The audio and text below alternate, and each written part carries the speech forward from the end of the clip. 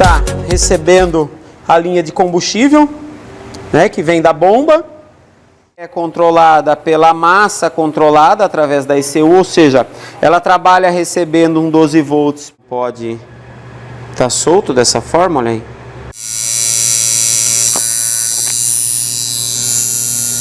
Dão uma precisão nesse acerto. Então, eu vou elevar o valor para fracionar e eu vou acelerar, olha lá. Então eu tenho aí, olha, o sensor também não chega a 5 e nem a 0. Então ele está dentro do estabelecido. Etc. O que essa ferramenta me permite? Essa ferramenta me permite analisar em tempo real, com o motor em funcionamento, quanto ao avanço da ignição. Então eu consigo verificar se um CDI, ou se até mesmo uma ECU, se está avançando, se o sistema está correspondendo àquele momento que a centelha deve ocorrer antes ou até mesmo depois. Então, essa aqui é a plataforma. Necessito de um computador. Pode ser acionado via Bluetooth, ou seja, não preciso de nenhum cabo que leve até o computador. Sensor de posição de virabrequim, muito conhecido nas motocicletas carburada como bobina pulsadora, ela é uma bobina pulsadora. Nas motocicletas com injeção eletrônica o seu nome mudou, o nome técnico é o sensor CKP, tá? Do óleo ou do líquido de arrefecimento. Todos nós sabemos que a temperatura inicial, uma temperatura próxima de trabalho de um motor é 85, 90 graus Celsius. Temperatura do líquido ou do óleo de arrefecimento. Então ela usa essa temperatura para a estratégia de marcha lenta, para a estratégia de tempo de injeção. O que é o tempo de injeção? É o tempo em que o ejetor permanece aberto. Sabe um pouquinho de fenômeno físico e sabemos que o ar ele é um gás no qual nós não conseguimos ver, mas ele está presente, nós dependemos dele para sobreviver, né? E sabemos que o ar, ele muda o seu volume. Então, quando eu tenho uma temperatura alta, o que vai acontecer? As suas moléculas, ou seja, elas vão se distanciar. Então, ele vai ocupar um volume maior, um espaço maior. E quando está frio, essas mesmas moléculas vão se agrupar, se ajuntar. Então quer dizer que o ar vai ficar mais denso. Então a ECU ela precisa saber qual é a temperatura para, através da temperatura do ar, ela saber o quanto de oxigênio está entrando. Lembrando que do ar atmosférico nós sabemos que é em torno de 20 a 21% é presente oxigênio. O resto é uma mistura de outros gases, né? Bom, pressão do ar de admissão. Então a gente conhece o sensor MAP, esse sensor ele fica medindo essa pressão e depressão momentânea no coletor. Então a ECU sabe quando esse motor está acelerando, desacelerando, então ela usa de estratégia para marcha lenta, dependendo o modelo de motocicleta. A motocicleta de 4 cilindros, 3 cilindros, muitas das vezes a estratégia da ECU é usar esse sinal do MAP para identificar o qual cilindro está entrando na fase, né, de ignição, de admissão, etc. Tá? Sensor de velocidade também ele é utilizado para correção de tempo de injeção. Sensor de ângulo de inclinação é um sensor, né, que nós temos de segurança, é de norma de segurança, ou seja, se a motocicleta vier a cair, colidir, ela vai desligar a bomba de combustível, vai fazer o sistema parar, para que não haja perigo de incêndio, de explosão, uma vez que as tubulações, elas trabalham com combustível pressurizado. Então estamos falando de 2,5 bar, 3 bar e meio, e sucessivamente, conforme cada fabricante estabelece. Sensor de oxigênio, a famosa sonda lambda, né? A sonda lambda de zircônio, ela tem uma fantástica importância em um motor. Qual é uma das principais importâncias? Primeiro, na motocicleta, que ela é flex, bicombustível, a função dela é identificar qual combustível está sendo utilizado. Ela é importante para a primeira partida do motor, é de extrema importância, mas sabemos que este tipo de sonda, que é a sonda de zircônio, né, que é a sonda simples comum, que nós chamamos de sonda planar, o que ocorre com esse tipo de sonda? Ela perde a sua eficiência quando o motor ele passa dos 3.000 RPM e ele tem uma carga específica no coletor, então ela passa a perder, ela fica informando um valor ali para a central, mas é um valor, vamos dizer assim, que já não vai conseguir, a ECU já não vai conseguir fazer algumas correções, porque o processamento dela é muito lento. É diferente de uma sonda, né, de uma sonda banda larga, wideband, né, que nós conhecemos, que a sua leitura é instantânea. Então é diferente. Então até hoje as motocicletas elas ainda não utilizam wideband, e sim a sonda de elemento de zircônio. Tá.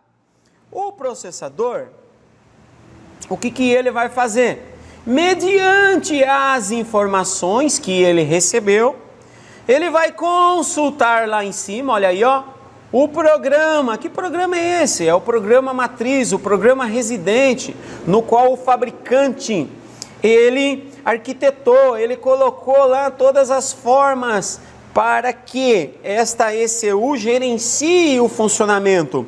A forma que este motor vai se comportar, vai funcionar de acordo com cada situação que ocorrer, frio, quente, marcha lenta, regime de média carga, regime de carga total e etc.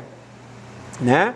Então o processador a fim de processamento, ele vai confrontar, ou seja, ele vai ter informação do que está acontecendo no motor.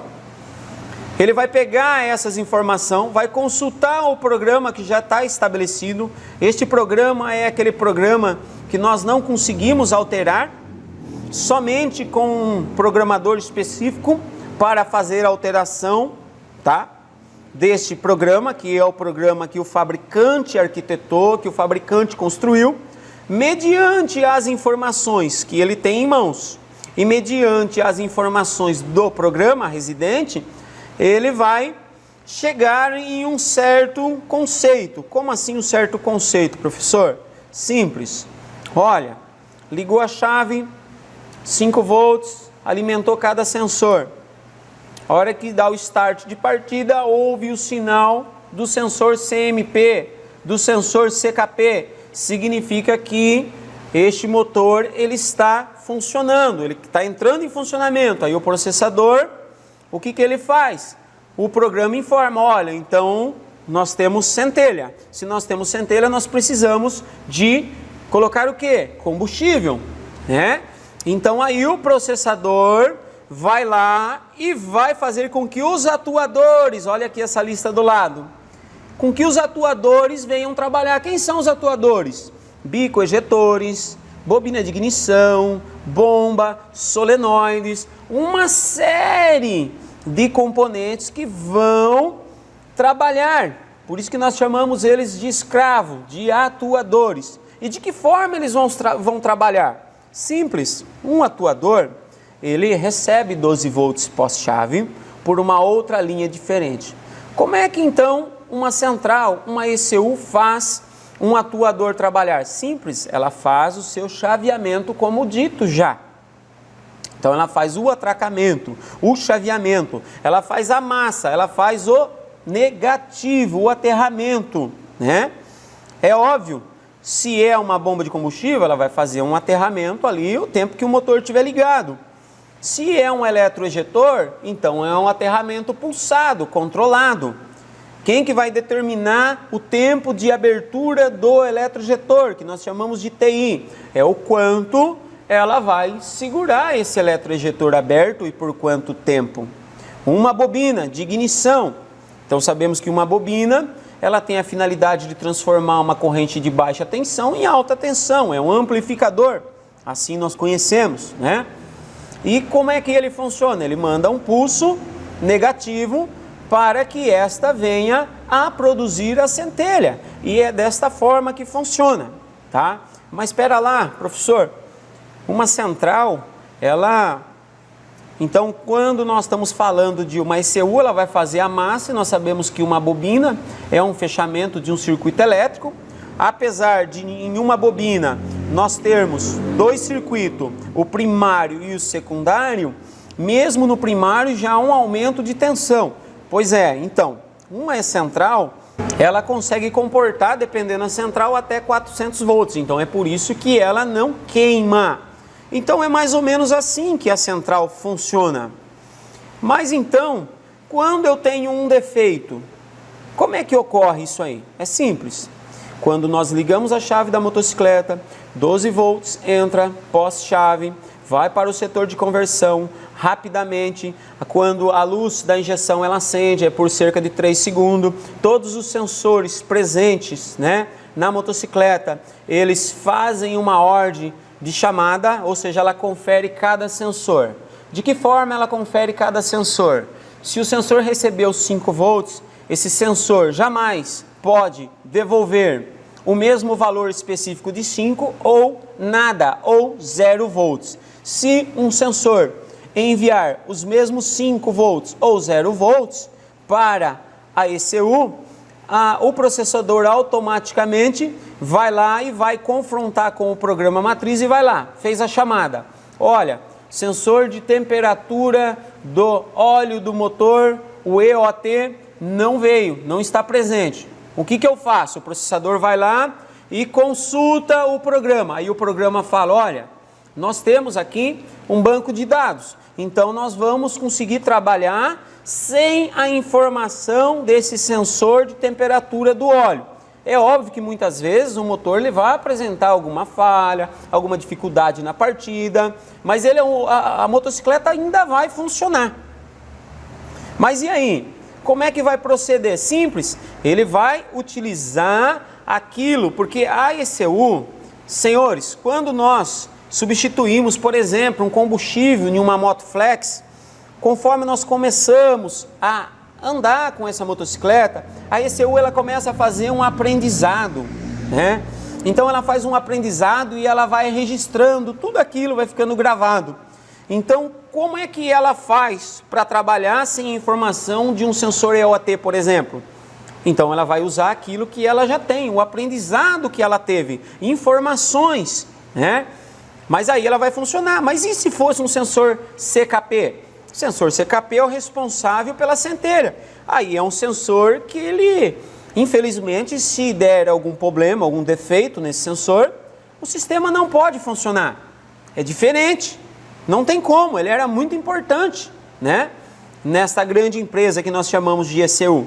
Mas e aí? Então tá legal. Então o processador foi lá, consultou o programa falou que o motor consegue operar sem o sensor EOT. Mas aí, assim como em uma grande empresa, eu tenho aqui embaixo a parte de memória de falhas, que é como se fosse o RH de uma grande empresa. Então o que acontece? Aí o chefe lá, o programa já falou, olha, então processador, já fala para funcionar sem esse elemento, sem esse sensor, sem a informação dele, mas já manda lá para a memória de falha, que ele não veio trabalhar, isso vai gerar um erro dentro da ECU, nessa parte de memória de falhas, e automaticamente a memória de falha já vai enviar através de uma linha na lâmpada FI, que é onde nós temos aquele símbolo da injeção, é onde vai começar a avisar, ou seja, a lâmpada vai começar, ou ela vai ficar acesa, ou ela vai começar a piscar, informando que há um sensor com defeito. É aquele tipo de defeito que nós vamos lá e contamos. Olha, 7 piscadas, eletroinjetor, 12 piscadas CKP, cuidado, pois os fabricantes, a mesma motocicleta, vou citar um exemplo aqui, de uma Phaser 250, conforme o ano, o próprio fabricante mudou essa tabela de código de piscada. Então temos que tomar cuidado, sempre consultar um manual técnico para termos em mãos o valor específico. Então aí nós temos um defeito fácil de identificar, né, senhores? Porque aí foi para a memória de falhas. Então eu tenho um sensor, por exemplo, um TPS. ele varia, ele recebe 5 volts, ele fica devolvendo para a ECU lá um valor de 500, mediano aí pessoal, 535, isso varia de cada motocicleta, milivolts, e conforme eu começo a acelerar, é um potenciômetro, ele vai aumentando esse valor de voltagem que vai para a ECU, e a ECU, lógico, né, ela já sabe que conforme o valor de voltagem que recebe, sabe que ele está em uma abertura X. Mediante isso, ela já sabe que está entrando um fluxo Y. Mediante isso, ela sabe que ela tem que injetar um tanto de combustível. Mas como é que ela sabe o quanto está entrando de fluxo? Porque ela consegue calcular a massa através da temperatura e da posição da borboleta. Ela já tem todos esses cálculos feitos lá dentro, tá? Da memória, do programa matriz da ECU. Mas, e aí? O grande problema é assim. Então ela ligou a chave, aquele check-up, né, que faz um barulhinho lá do atuador, a bomba de combustível ela aciona para pressurizar a linha, mas se não houve a partida, o início da partida, não houve sinal do sensor CKP, o sistema ele desliga. Então é um check-up que é feito. O que ocorre? Ligou a chave, um sensor TPS, um exemplo. Então ele mandou lá os 545 milivolts, e eu sei que quando eu tiver a TPS abertura total, ele também não pode chegar a 5, ele vai chegar lá a 4,70, 4,80, mas o que pode acontecer? Assim como em uma grande empresa, o funcionário ele pode chegar na empresa, ele pode picar o seu cartão, mas ele pode ficar enrolando ali, ou até mesmo parar em uma linha de produção. No sistema de injeção é a mesma coisa. Então esse sensor, conforme eu começar a solicitar o acelerador dessa motocicleta, vamos dar um exemplo, comecei a acelerar. Ele começou a mandar e mandou só até 3 volts. Aí eu continuo acelerando, a moto dá um buraco, ela afoga, lógico, mas não gera nenhum erro. Não acende a lâmpada de anomalia, porque eu tenho um defeito que o sistema ele não consegue identificar. Olha, o funcionário ele veio trabalhar, porém ele não está trabalhando da forma como deveria. O sistema só vai entender que houve um defeito se ele mandar os 5 volts, receber o valor de 0 ou os mesmos 5. Mas ele não compreende que um sensor pode travar. É aí aonde o mecânico reparador de injeção eletrônica, ele tem que conhecer o funcionamento de um sensor. Ele tem que entender como que uma ECU funciona. Para daí ele conseguir chegar no eventual defeito.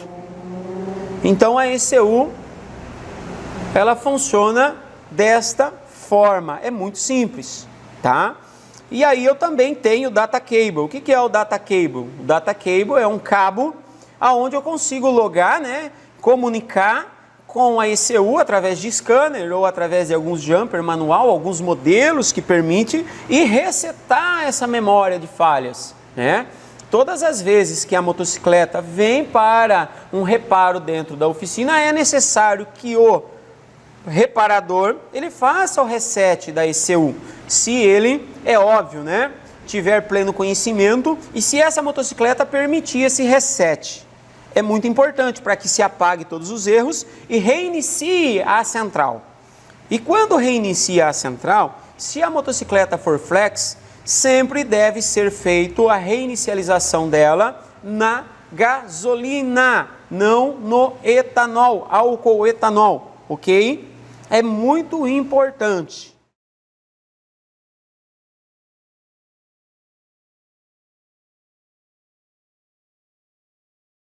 Professor Ronaldo aqui, mais uma vez com vocês, iniciando esse módulo.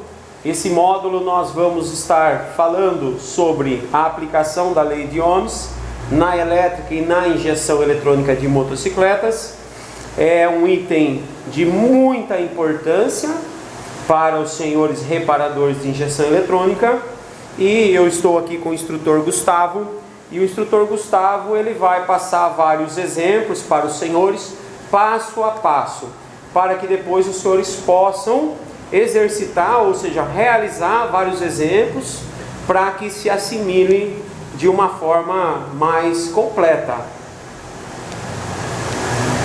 Bom, senhores, Então, iniciando, lei de Ohms aplicada na elétrica e injeção eletrônica de motocicletas. Então, vamos começar aqui com as nossas escalas. Então, nós temos aqui a nossa voltagem, que lá na lei de Ohms ela pode estar denominada com a letra V maiúsculo ou então com a letra U maiúsculo. A próxima grandeza elétrica aqui é a nossa corrente. Nossa corrente, lembrando que ela é dada em ampere. Ela pode estar denominada com a letra I maiúsculo, padrão da lei de Ohms, ou então a letra A maiúsculo, indicando ampere. Próxima resistência, denominada aqui pela letra R maiúscula, padrão, ou então com o símbolo ôhmico, indicando a nossa resistência. Próxima grandeza, potência elétrica. A potência nossa aqui ela é dada em watts. No nosso cálculo vai estar denominado com a letra P maiúsculo. Senhores, vamos aqui para o nosso cálculo. Então essa é a primeira lei de Ohms, na qual utilizamos aí, trabalhamos mais com a parte de resistência.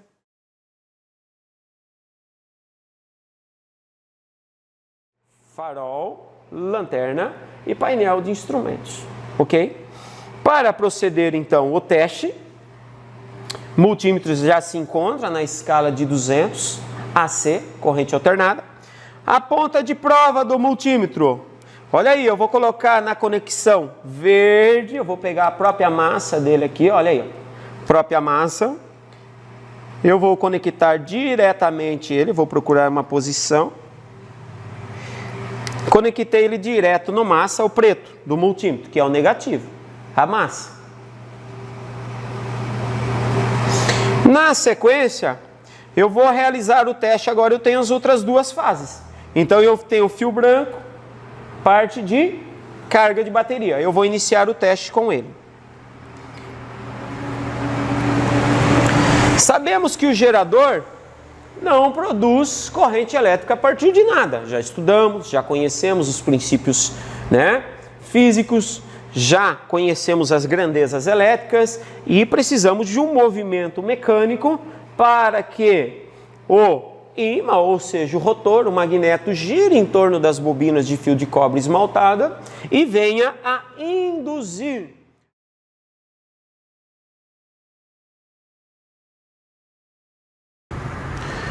alguns modelos de motocicleta, mesmo que ela esteja em repouso, ou seja, sem estar em funcionamento, devido à eletrônica embarcada que cada sistema possui, ela registra um consumo, ou seja, vai estar ocorrendo um consumo da bateria, mas esse consumo ele não pode ser superior a 20 miliamperes. Isto é padrão para a motocicleta, não pode ser superior a 20 miliamperes. Mas, se porventura este sistema estiver algum componente consumindo a mais que 20 miliamperes, esta bateria, ao longo do tempo que ela fique ou esteja em repouso, ela irá perder a sua capacidade. Ou seja, essa motocicleta, ao decorrer dos dias ou até mesmo meses, ela irá apresentar uma falha no circuito de gerador, ou seja, a bateria não vai conseguir suprir, não vai conseguir demandar um motor de partida, por exemplo. E como eu realizo esse teste? Simples. Em posse do multímetro, vou estar selecionando o máximo, que é 10 amperes.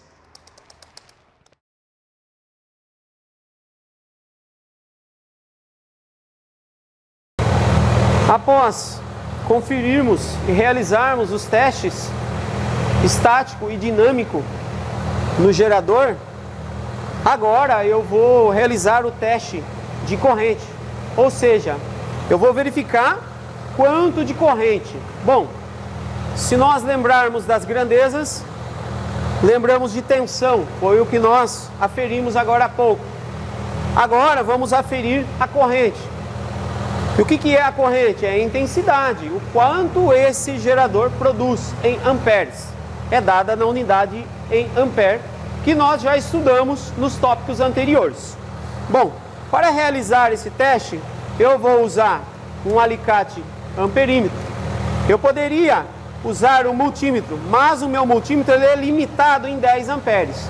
E eu não conheço o valor de amperagem que produz este alternador.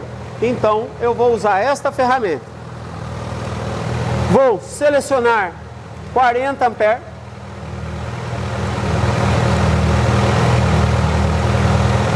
Aqui está em DC, eu tenho que selecionar em AC, pois é corrente alternada, e eu vou zerar o instrumento. Bom, um fator importante. Eu tenho que conectar, plugar agora no componente.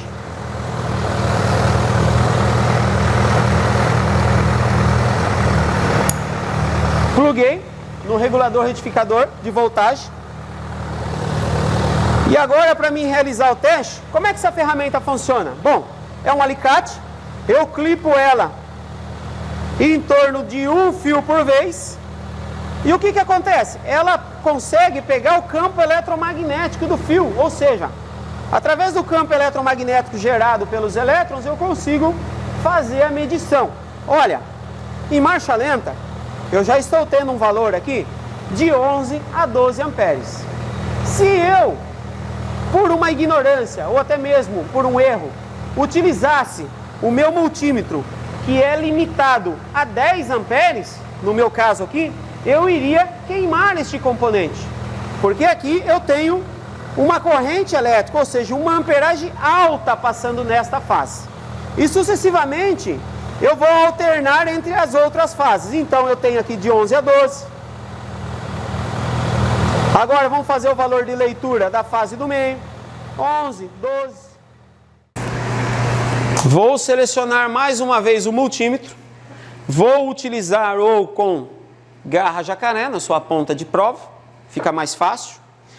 Vou selecionar uma escala única que tenha simbologia. Olha aqui, eu vou selecionar. Tem a simbologia do diodo, que é uma flechinha com um corte. Esse é o símbolo do diodo. O diodo, ele é um componente eletrônico, está presente em várias partes do circuito elétrico da motocicleta, tá?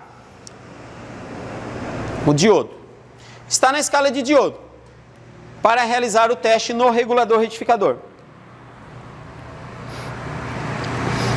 Vou desplugar o regulador. É importante os senhores anotarem, tomarem posse. Ó, entrada do regulador, as 3 fases.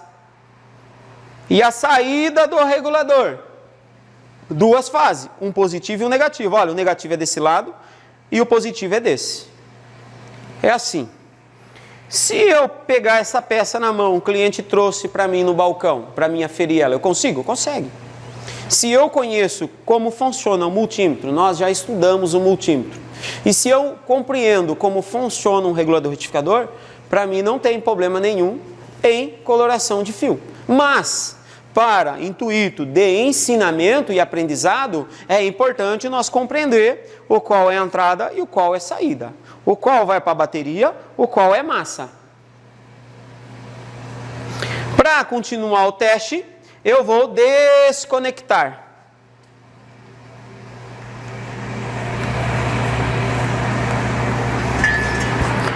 O conector está duro, vou desconectar. Desconectei. O regulador está fora. Eu vou remover ele.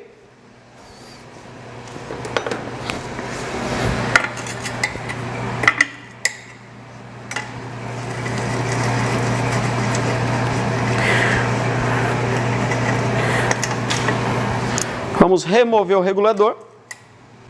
Como eu procedo esse teste? Simples. Multímetro. Na escala de diodo, a ligação dele estava aqui. Então eu tinha aqui, ó, esta ponta de prova. Olha aí como é que estava a ligação dele. Olha. Entrada, as 3 fases. A saída, que é o positivo. E o negativo, que é a massa. Vou remover o conector, porque o teste deve ser realizado com o componente em mãos, ou seja, em bancada. Multímetro está selecionado na escala de diodo. Vou fazer o teste do multímetro colocando uma ponta de prova junto com a outra. Sempre temos que aferir a ferramenta. Eu tenho uma resistência de 2 ohms. E eu vou iniciar o teste. Bom, para nosso entendimento, eu tenho a ponta de prova negativa e a ponta de prova do multímetro positiva. Aqui eu estou usando uma garra do tipo jacaré. Voltando na aula de multímetro, sabemos que no interior deste equipamento, ele usa uma bateria de 9 volts. Em determinadas circunstâncias, o multímetro, ele é um receptor, ou seja, ele faz a leitura daquela corrente elétrica que passa dentro dele e ele registra. Mas, em outras circunstâncias como essa, ele é um emissor, ou seja, esta corrente elétrica da bateria dele passa pelo componente e ele registra o valor, tá? Se eu conheço agora a entrada, qual é a entrada e qual é a saída, é simples. O diodo, ele não tem uma finalidade de deixar a corrente elétrica passar em um sentido e bloquear no outro? Então fica fácil. Bom, eu não sei se os senhores vão conseguir verificar daí, mas aqui eu tenho os 3 pinos e aqui eu tenho 2 pinos. O primeiro, do lado esquerdo, é o positivo, que vai para a bateria, e o lado direito do componente é a massa, é o negativo. Vamos realizar o teste do CCA da bateria. Eu vou iniciar a partida do motor e vamos aferir o valor de voltagem produzida.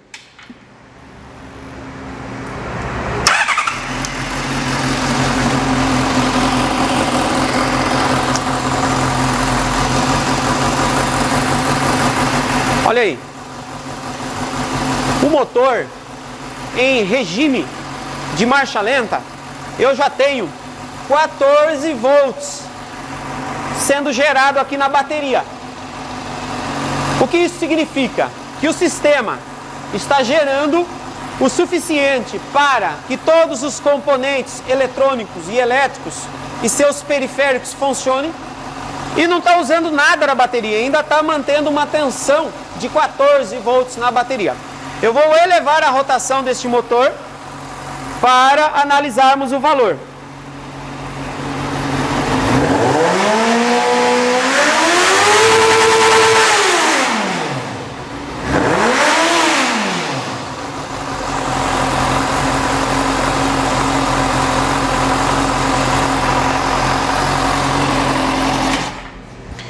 Olha que interessante.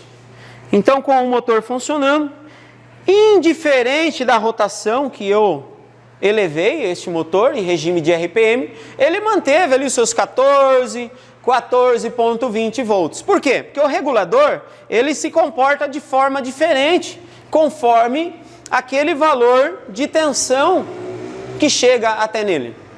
Mas esse sistema, nós verificamos que ele está funcionando 100%.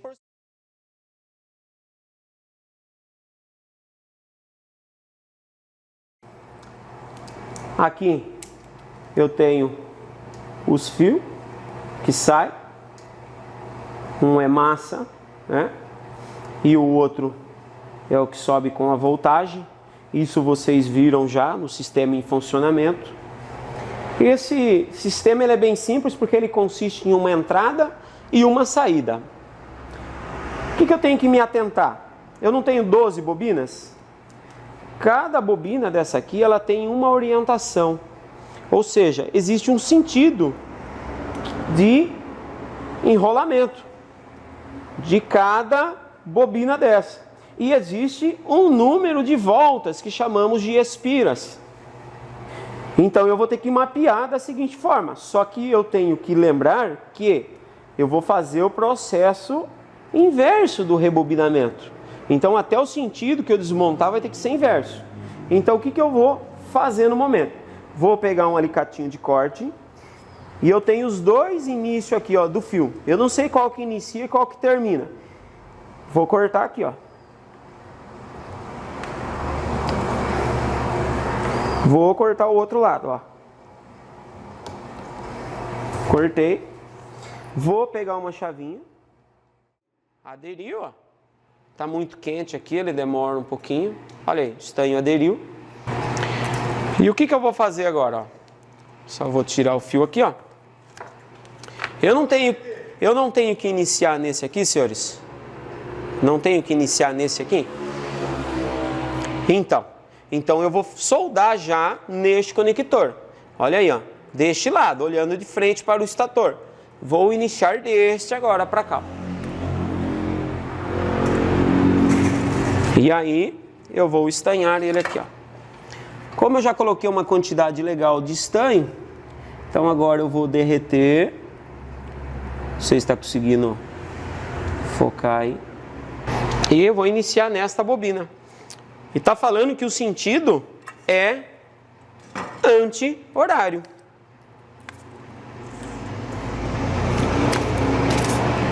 O sentido é anti-horário.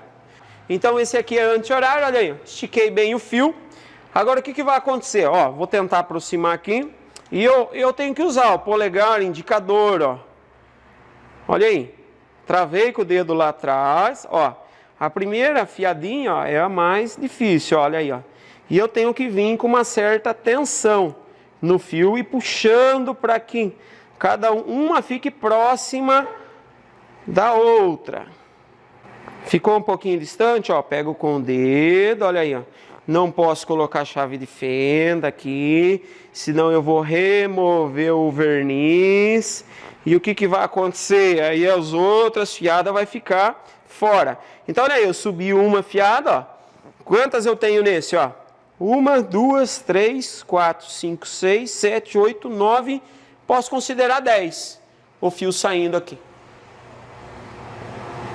E agora eu vou continuar descendo, olha. Foi até em cima. E agora eu venho, olha aí, ó. Ó. Às vezes vai sair um pouquinho fora mesmo. É normal. Vamos iniciar de baixo para cima de novo. Pedir para o câmera ficar bem atento aí para ele conseguir pegar isso aqui. É importante que os senhores vejam. Não se preocupa se um fio ficou um pouquinho fora. Não tem problema, continua. Se ficou muito, aí tem que desfazer e iniciar de novo o projeto do zero. Olha aí, ó.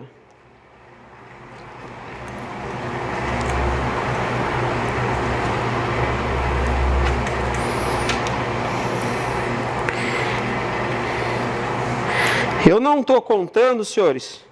Subi, desci, subi e desci. Foi próximo dos 35, 36 voltas. Então eu fiz uma bobina. Eu não fiz essa anti-horário. Agora a outra, olha a ponta do fio aqui, ó. Já vou cruzar ela aqui, ó. Horário. É o que está pedindo o meu diagrama.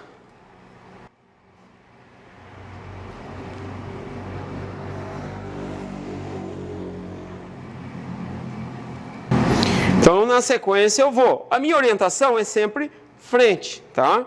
Então, eu vou continuar agora no horário, olha aí, ó. Eu tenho que fixar ele aqui, ó, para mim conseguir dar uma tensão, principalmente na primeira volta, senhores. Se eu não tensionar bem a primeira, é aquilo que a gente sempre brinca, né? Ó, ficou longinho, ó. Puxo ela, ó. Olha aí. Travei, olha aí, a primeira fiadinha, tá aqui, ó. Ó. Trás, na frente. E agora eu vou continuar. Eu vou acelerar um pouquinho, tá, pessoal? Agora a gente já entende o sentido, ó. E conforme eu for fazendo, eu vou falando, ó.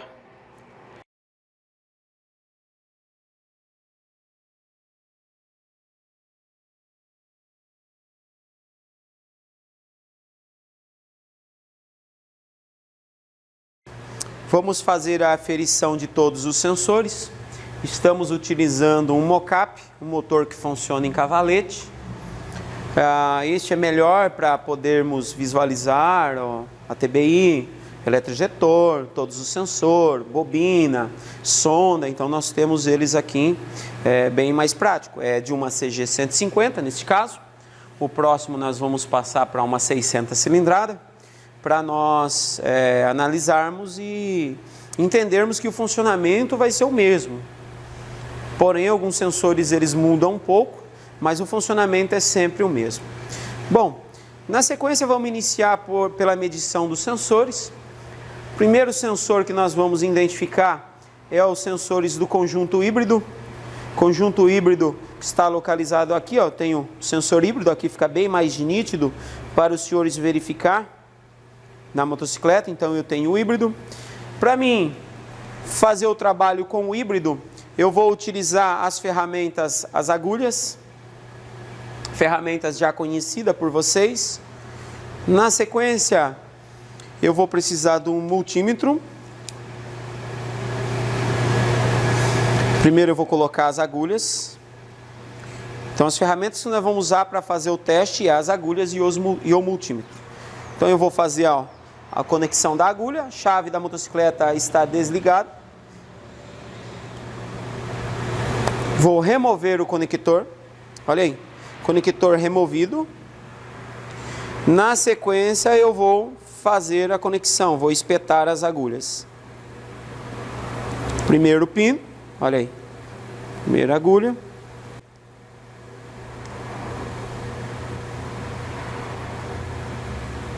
Segunda agulha.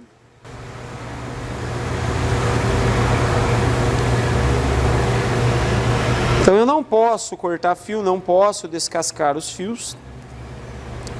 Por isso é necessário no conector espetar as agulhas.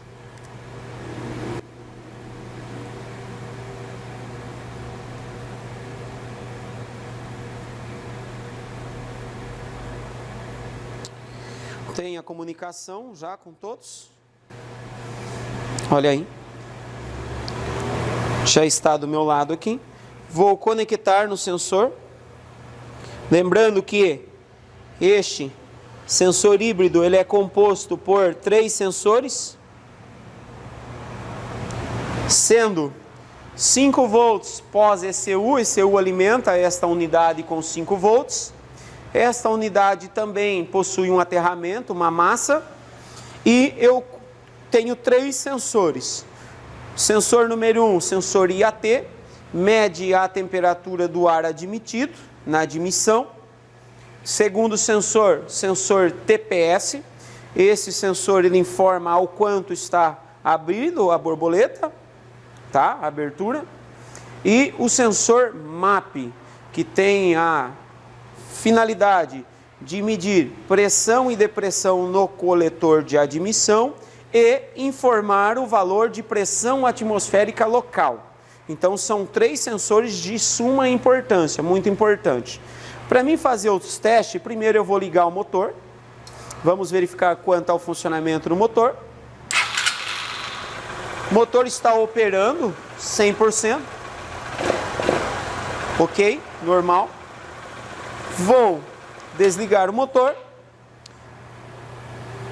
Vamos para o multímetro. O multímetro eu estou utilizando garras jacaré, ponta de prova do tipo jacaré, garra jacaré. Na sequência, vou pedir para o ajudante segurar o multímetro aqui por trás, atrás, assim, isso. É importante ver se está focando a câmera. Vamos colocar na escala de 20 volts corrente contínua. Olha lá, selecionou o multímetro na escala de 20 corrente contínua. Então eu tenho a escala de 20 corrente contínua, uma caneta por favor, aí atrás. Então a escala de 20 volts, corrente contínua, é a escala que nós utilizamos para medir a tensão da bateria. É sempre importante. Tá conseguindo focar aqui o valor. E o cabo jacaré ele auxilia, né? Por quê? Então eu vou pegar um ponto de massa. Já sabemos que para iniciar os testes no sensor é necessário eu pegar um ponto de massa, um ponto confiável. Então eu estou pegando o negativo da bateria, é muito importante. Negativo da bateria. E agora na sequência eu vou ligar a chave da moto, só a chave, não vou acionar o motor. E eu vou identificar cada um destes, dos sensores. Peguei o primeiro pino da minha, vamos dizer lá, da esquerda para a direita no sensor, o primeiro pino. E esse pino eu tenho um valor de 2,75. Bom, pode ser temperatura do ar ou pode ser o MAP. Bom, como é que eu vou descobrir? Eu vou dar uma partida no motor. Se for temperatura do ar admitido, sabemos que a temperatura do ar admitido ela não altera drasticamente, rapidamente, correto? Mas o sensor MAP ele sofre uma alteração rápida. Então é importante inicializarmos a leitura dando uma partida no motor. Então agora eu vou acelerar e desacelerar.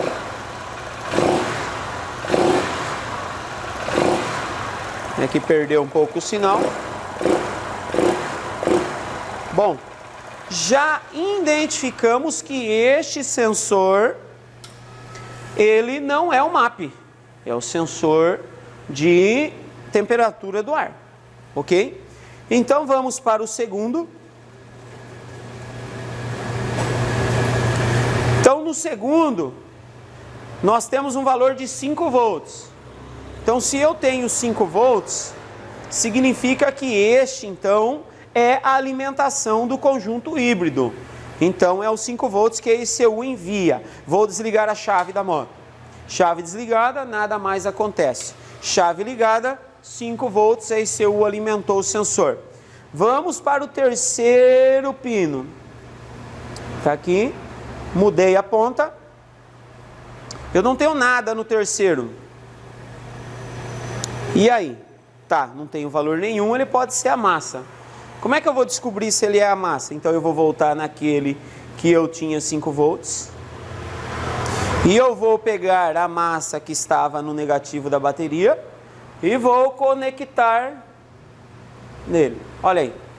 Então eu descobri que este é a massa. Ou eu poderia fazer vice-versa. Então como eu já sei que eu tenho a massa e os 5 volts, vou conectar novamente a massa em um ponto conhecido. E na sequência eu vou agora para